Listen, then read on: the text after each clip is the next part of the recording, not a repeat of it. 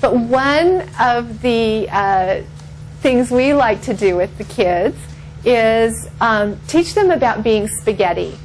And I learned this from a colleague of mine who is an educator, and she always teaches her elementary school kids at the beginning of the year how to be spaghetti. So being spaghetti is you're an uncooked noodle. So you're stiff, you're brittle, you're tense. This gives kids a chance to experience what does tension feel like in my body, tensing up. And then cooked spaghetti isn't like that, is it?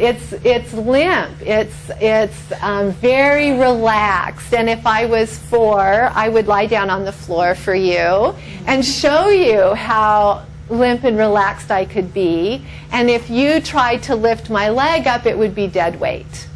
So she teaches her students how to be spaghetti at the beginning of every year. And as the year goes on, she's able to say to the kids, so there's an emotionally charged up situation going on, and she'll say to the kids, we need to noodle it. And they know what that means. They go into calm. Breathe. Let the tension go. Another favorite is planting a garden on a child's back. So Robin, I'm going to let you demo with me. Can I plant a garden on your back? Yes, please. Okay. And so you can see that I'm using also some social skills here, relational skills about asking permission to move into her space. And so this is a nice role modeling and a nice way of teaching a variety of skills up here. So what kinds of things shall we plant on your back? We could do flowers, we could do vegetables. Sunflowers. Sunflowers, yeah. And do you want them in rows or circles or just scattered or? Scattered. Scattered. Okay, so what do we need to do first?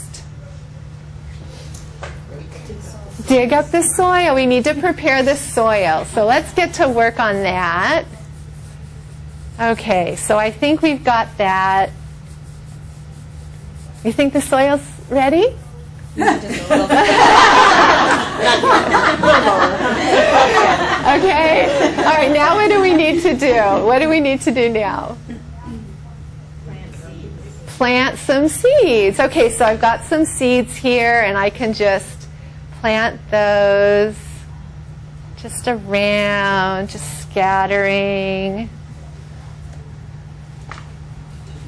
How's that? Okay, now what do I need to do? Water. Okay, now I've had children say, oh, I'll go get the water to pour on her. So that we don't want to have happen. But we can pretend that it's raining and just kind of do this. Or we can pretend we have the sprinklers on, or the hose, or the bucket. Okay. Anything else? We need sun. So can you imagine warm sunshine? Okay. All right. There you go. All right. You've got a garden. Okay. So sometimes after you've shared this with kids, they'll come in and say, I've had a really hard day. Will you plant a garden on my back? So helping kids develop their awareness of feelings and their capacity to calm and soothe is going to go a long, long way to helping them to navigate the challenges of their social world. They also need their social awareness and relationship skills.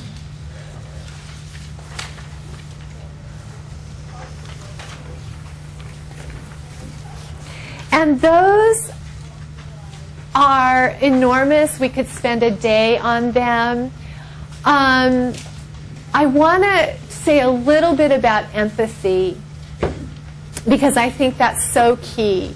And we really don't, it seems like some children are born with a capacity for empathy, but most children are not. For most children, the capacity for empathy is going to come years down the road. age 5, age 7. And in the meantime, we're working to help children develop that capacity, to help them be able to look visually at somebody else and understand that they're crying, and that means they're hurt and they're sad because you took their toy away from them. And helping children to read expressions and to get a sense of what other people are feeling and to have some capacity for compassion around that. It is a slow and long process. But we're going to help them with every opportunity that we have. A fun game at the park or in the schoolyard can be to talk about what kids think someone is feeling based on what they're doing with their body language and facial expression. So if you're a parent and you're at the park and you're sitting taking a little water and snack break, then you can maybe watch the kids that are playing and say, oh, look at the kid coming down the slide. I wonder what she's feeling. Oh, I think she's happy. Why do you think she's happy? She has a big smile on her face. Ah, what does it feel like to be happy? You know, and you get to have these conversations. You get to do the same thing with sad. You get to do the same thing with mad.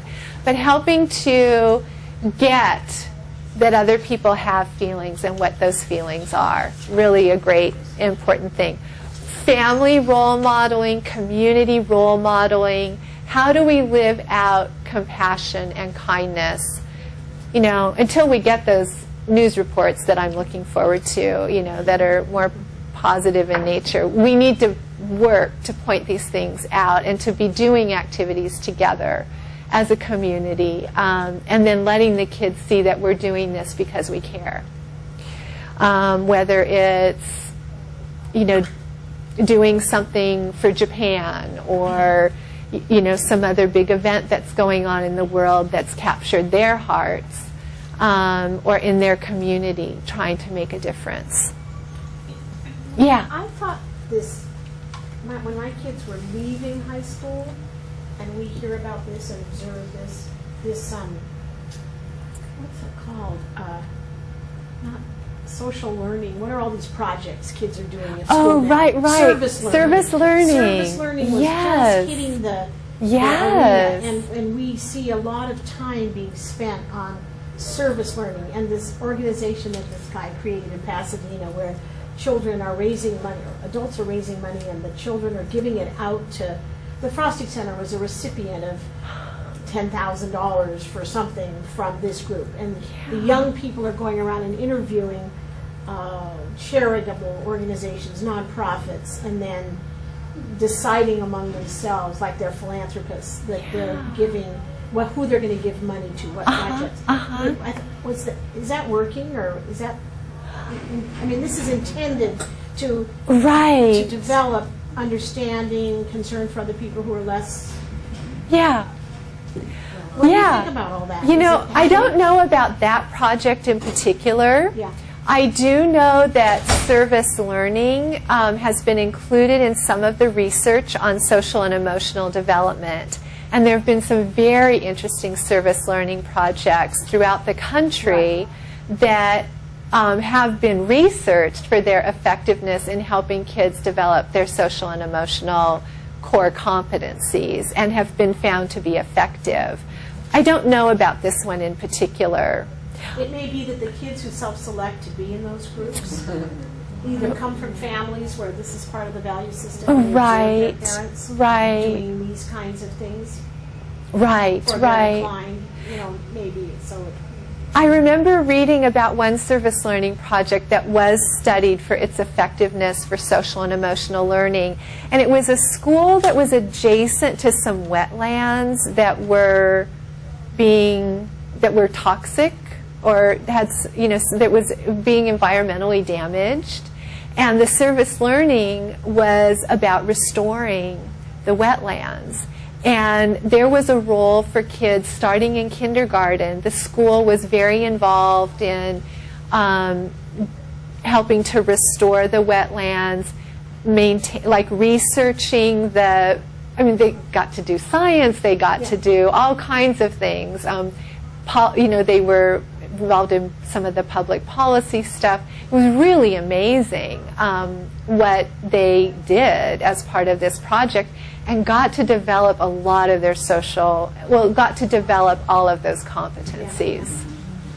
Yeah. I see it too, in particular in my school, where the majority of the children are eligible for, free food. I mean, these are kids that don't have much. Right. And I've taken kids to Operation School Bell for clothing, complete outfits. But when we come back, those kids are encouraged to write notes of thanks. Yes. Because they're receiving yes. them, but then they also are helping, within the school to give to other kids. Yeah. So they know how it feels to receive, but they also know how it feels to give. And Yes. that is really key. It is that so a circle key. It is and so not just, key. Yeah. one-sided. Yes, yes. And so finding ways to teach empathy as in families and in the community, a key thing. The other thing I want to spend a little bit of time on, because it's so prominent in understanding the social world of girls, is the roles that they play when they aren't being empathic. The roles that they play when they are engaging in social and relational aggression. And we do call them roles for a reason. Because there are kids who engage in bullying behavior persistently, kind of the classic bully of a single child who exerts power over a particular child in a repeated, consistent, ongoing, traumatic kind of way.